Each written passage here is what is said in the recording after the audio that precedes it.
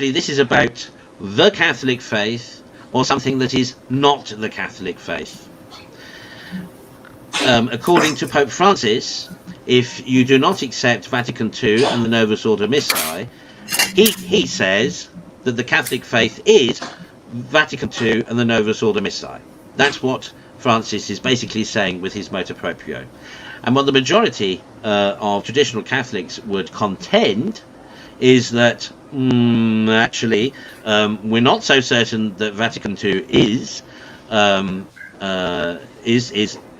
correct Catholic doctrine, and the Novus Ordo Missae, we're not convinced at all that that is a Catholic form of worship, that it's a Catholic rite or liturgy, because in its formulation, and particularly in what it doesn't say and what it leaves out, it is, it's comparable from a superficial reading of the liturgy of the Novus Ordo.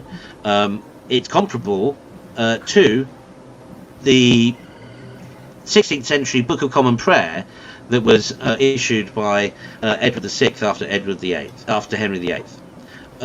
In terms of theology, there is nothing in the Novus Ordo Missae that any Protestant reformer of the 16th century could not agree with.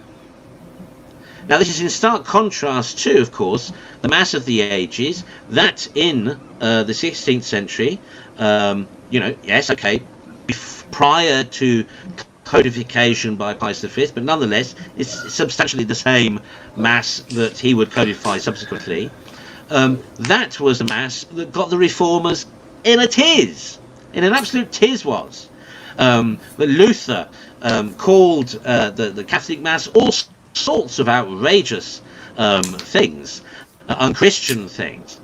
Now, so therefore, so to say that the Novus Ordo Missae, now that it corresponds to the Protestant and Reformed theologies of the last 500 years, to claim that that is a continuation of Catholic doctrine and dogma and belief and prayer and worship and liturgy, is a complete misnomer. I mean, it's a complete lie. You see, this debate at its fundamentally is not about aesthetics. It's not about whether or not I prefer Gregorian chant, fiddleback vestments, lace albs, and Latin, as opposed to guitars, polyester fabrics, and a sort of laissez-faire approach to rubrics. This is expressly what this debate is not about.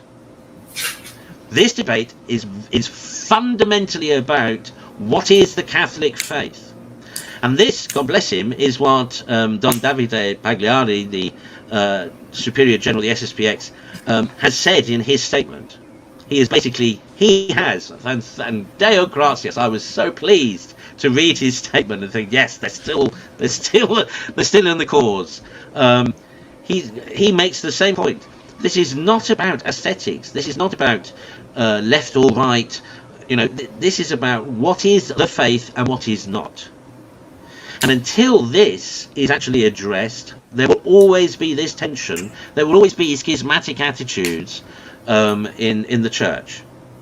And of course, the irony of this is that it is Pope Francis who is manifesting the schismatic mentality, in contrast to the perennial tradition, magisterium, and liturgy, lex orandi, of the church.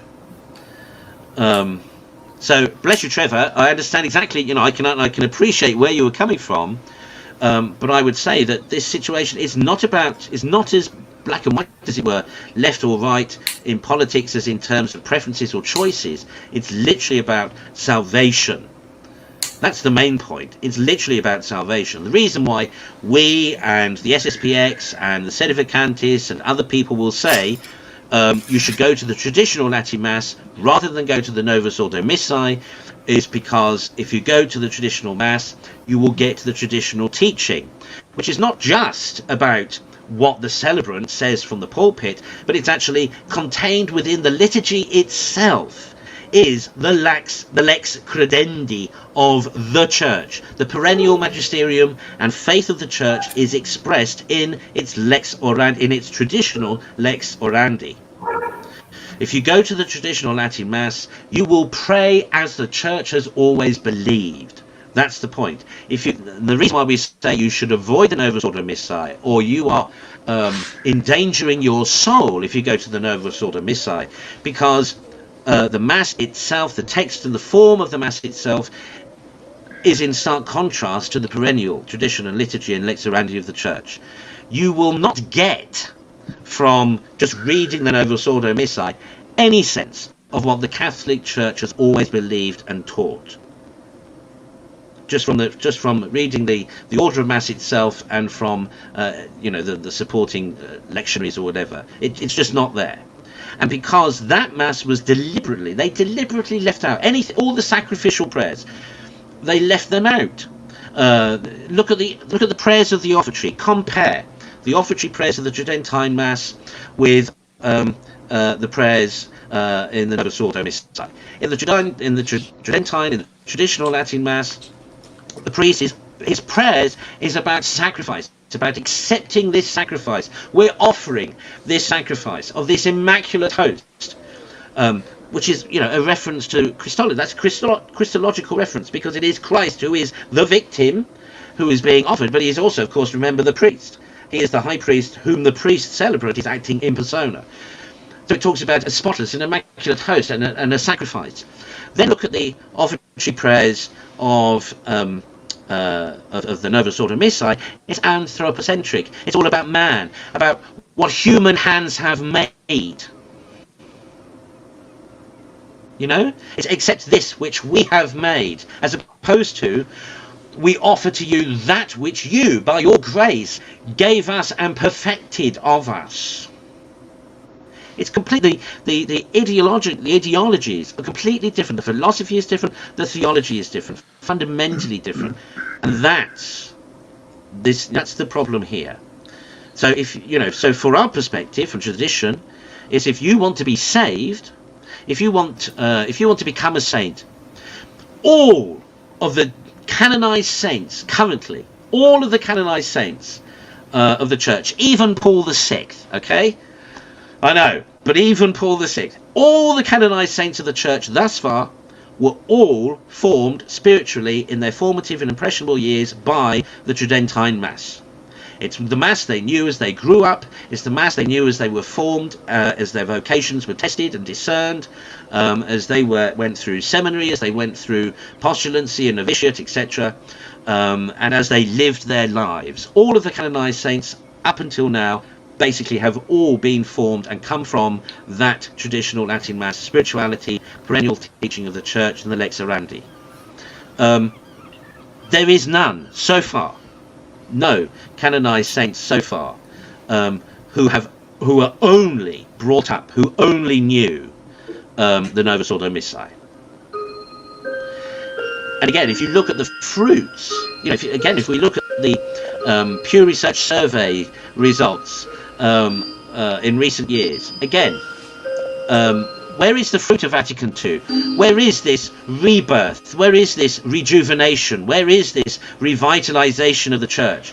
The Church, which is dropping every year in numbers, that significantly has dropped in vocations. Just compare the statistics between vocation levels prior to the Council and after the Council. This new order of Mass has done nothing but been destructive to the Church. Look at the way it was implemented. Look at the millions and the hundreds and thousands of dollars that were wasted reordering churches and sanctuaries and chapels and all this of it, destroying what previously had been held to be sacred, destroying stone altar mensas that had been consecrated, that sealed in saints' relics in those altars, hacked out, stripped off. All the viridoses, all the statues, all the icons, all the murals, everything that expressed through the ages, the beauty of worship, the beauty of art, the beauty of belief, and all the sacrificial giving, all the sacrifices made. Read that art, and read the music, and read the vestments, and all those nuns in the 18th and 19th century who were pricking their fingers, creating Bruges lace for the owls, and for those who are doing that beautiful needlepoint for the decoration of vestments, and all the rest of it. What of all that? All of that was suddenly thrown out, discarded, thrown away. There is no way anyone can say, that the Novus Ordo Missae is expressive of the genuine lex orandi of the Catholic faith throughout the ages. It is not. It is a complete rupture. It is a complete break, annihilation